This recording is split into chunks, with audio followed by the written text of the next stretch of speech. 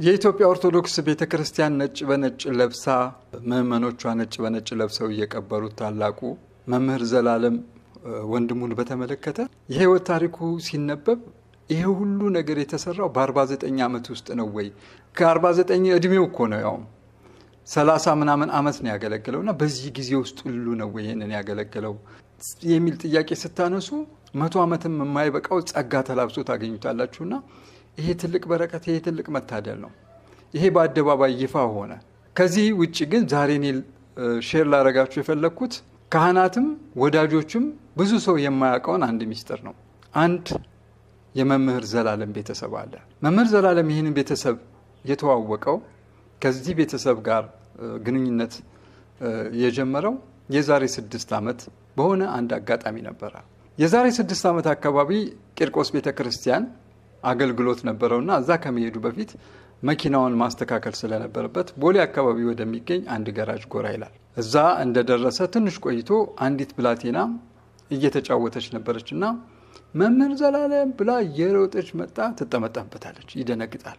ማን ልበል ስምሽን ሲላት ስሟን ትነግረዋለች። ትርጉሙ ምንድነው ብሎ ይጠይቃታል። ጸዋሪ ተፍሬ ትለዋለች። በጣም ይገረማል።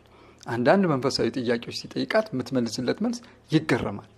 ይሄ ሁሉ ነገር እንዴት ልታውቅ ቻለች ብሎ እስቲ አንቺን የወለዱ ያሳደጉ ወላጆችሽን መተዋወቅ ፈልጋለሁ እስቲ ጥሪልኝ ሲላት እናቴ ብቻ ነች ያለችው ትለዋለች። እሺ እሳቸውንም ቢሆን ጥሪልኝ። እንዴ ልጅ ነች እኮ ምናምን ትለዋለች። እሺ ጥሪያት። እናት ስትመጣ መምህር ዘላለም ነው። መምህር ዘላለምን የምታውቀው ከልጅነቱ ጀምሮ ነው። በ12 ዓመቱ እንደጀመረ አገልግሎት ሁሉ የነገረችኝ እሷ ናት። እና ስታየው ፈጽሞ አልጠበቀችም።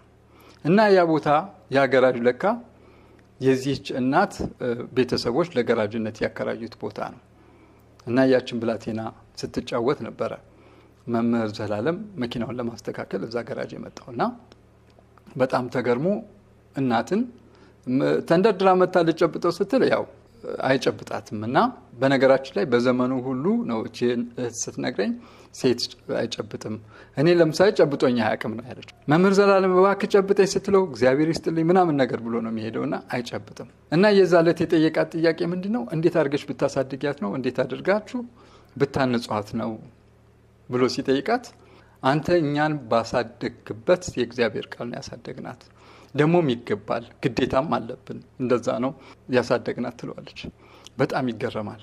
የት ነው የምትማሪው ብሎ ሲጠይቃት ቦሌ አካባቢ በጣም ውድ ትምህርት ቤት አለ እዛ ትጠቅስለታለች።